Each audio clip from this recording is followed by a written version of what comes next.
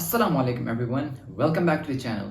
Today I will be sharing my MDCAT comeback story with you all कि कैसे मैंने अपनी first attempt fail की और second attempt में I got 5th position in the whole province while getting admission in my dream college. तो मेरी actual MDCAT की जर्नी स्टार्ट होती है मेरे स्कूल के टाइम से, क्योंकि मेरी अम्मी की ख्वाहिश थी कि हमारे फैमिली में एक डॉक्टर बने. तो being the youngest child I was her last hope and I was also a bright student in school. So you are expected to be a doctor anyways just because of that. So that is why I chose the field of medicine. I chose pre-medical and my FSC. और मेरे matric में marks आते हैं 1076 out of 1100. और फिर FSC में मैं बिल्कुल काम करना छोड़ देता हूँ. I start wasting my time on social media and games and all my time on my phone to be honest.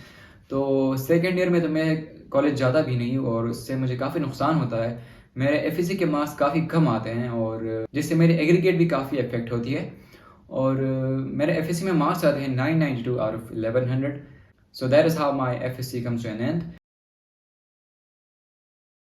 After FSC, my MDCAT journey begins. When I get to work, I realize कि I'm clueless. मुझे बिल्कुल पता नहीं है कि क्या करना है और कैसे करना है. And I had no one to guide me as well. I had no teachers, no guidance from my college, no guidance from any senior that I knew. So I had to take advantage of YouTube at that point. And मैं YouTube पर गया और मैंने guidance videos देखी जिससे मुझे काफ़ी help हुई. मुझे काफ़ी अंदाज़ा हो चुका था कि मुझे क्या करना है. And that is one of the reasons why I started this YouTube channel, by the way. क्योंकि जिस तरह मेरी हेल्प हुई थी, मैं भी चाहता हूँ कि मेरी जो नॉलेज है इससे भी लोगों को फ़ायदा पहुँचे जो कि MDCAT एस्पिरेंट्स हैं, उनको मेरी नॉलेज से फ़ायदा पहुँचे. And after doing some research, I find out about Physics in Seconds and Walk Academy and Khan Academy. So all these YouTube channels helped me a lot. But because मैंने FSC में time नहीं दिया था, I face the consequences now. क्योंकि I used to take a lot more time than I would have if I had put work into it in my FSC. क्योंकि FSC में मैंने चूँकि काम नहीं किया था तो it was as if I was learning everything for the first time. तो इससे काफ़ी टाइम लग रहा था मुझे लर्न करने में सारी चीज़ें. एक टाइम आ गया था कि I was hopeless. मैंने कहा कि अच्छा ये तो मुझे नहीं होगा, कोर्स इतना ज़्यादा है और टाइम इतना कम है कि I became hopeless and yeah, that's when I gave up.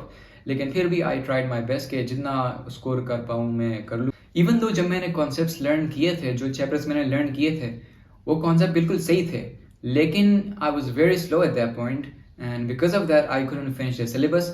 मुझसे केमिस्ट्री में सेकेंड ईयर रह जाता है और सेकेंड ईयर बायो भी मुझे रह जाता है. लेकिन सेकेंड ईयर केमिस्ट्री में फिर लास्ट डे पर मैनेज कर लेता हूँ उसे. लास्ट डे पर मैं पूरा रिवाइज कर लेता हूँ, पहली दफ़ा उसको देख लेता हूँ. और सेकेंड ईयर बायोलॉजी तो मैं बिल्कुल एक बार भी रीड नहीं करता और इससे मेरे मार्क्स काफ़ी अफेक्ट होते हैं. और I was expecting to get 150 to 155 to be honest. And then I took the test and I found out that I got 168, which was not a very good score. लेकिन compared to how much I worked and जितना मैंने course किया था उसके मुताबिक मेरे marks मेरे ख्याल से सही आए थे. And I think one of the reasons I didn't score very high was because I gave up and I lost hope. I became hopeless because मुझे लगता था कि ये तो मुझसे नहीं होगा. And that is a lesson for you as well. क्योंकि आपने होपलेस नहीं होना किसी टाइम भी. It is never too late. आप जब भी स्टार्ट करें, आप जब भी आप पीछे रह जाते हैं, it's never too late. You can always do your best and you can always get a higher score. सबसे ज़्यादा एज एक्सपेक्टेड बायोलॉजी में कट हुए थे. मेरे बायोलॉजी में 12 MCQs कट हुए थे and I think that is because मैंने सेकेंड ईयर रीड नहीं की थी.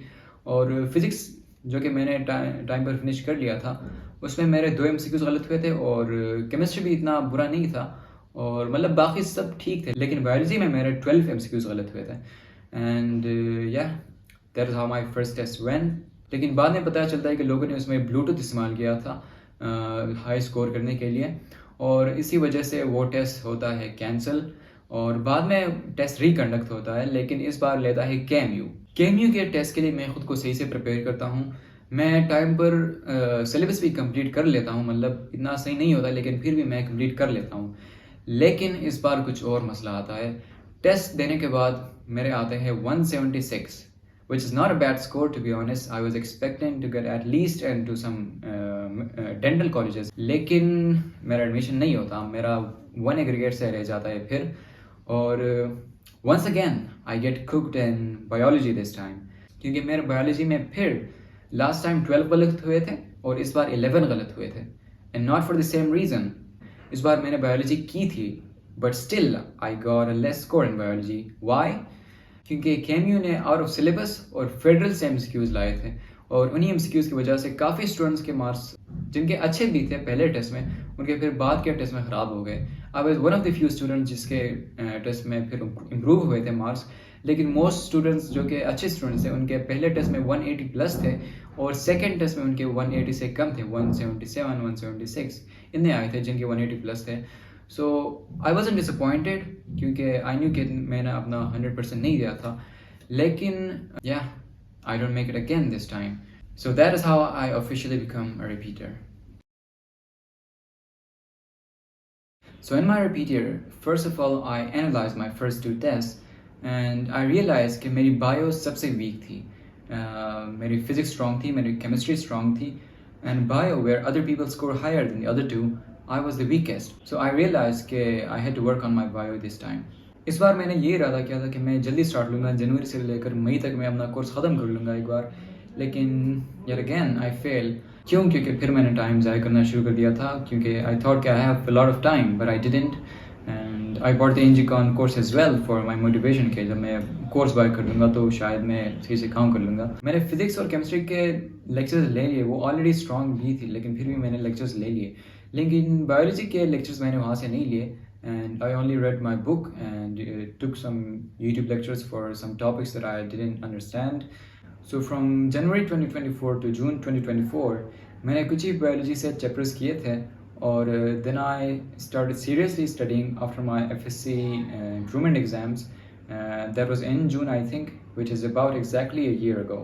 तो मेरी स्ट्रेटजी ये थी इस बार कि मैं इंजिकॉन के जो टेस्ट सेशंस होते हैं वीकली उसके साथ खुद को पैरेलल रखूँगा और उन्हीं के साथ मैं अपना कोर्स फिनिश करूँगा और उन्हीं के साथ मैं अपना कोर्स रिवाइज करूँगा.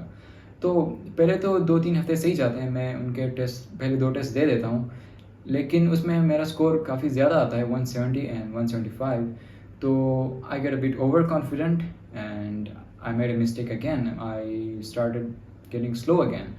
तो इस बार फिर मुझसे मिस्टेक हुई. पिछली बार मुझसे ये मिस्टेक हुई थी कि आई बिकेम होपलेस, एंड इस बार I became over confident.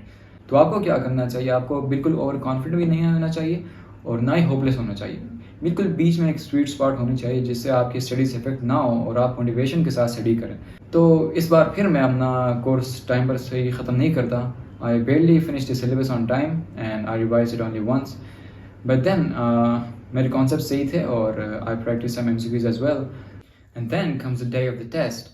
So test के दिन हॉल जाते वक्त मैं फिज़िक्स के सारे फार्मूलाज रिवाइज कर लेता हूँ अपनी फार्मूला शीट से, और फिर I enter the hall and सबसे पीछे वाला जगह हमें मिलता है, वहाँ पर पंखा भी नहीं होता सही से, तो फिर टेस्ट सही जाता है, उसमें कुछ इतना मसला नहीं आता.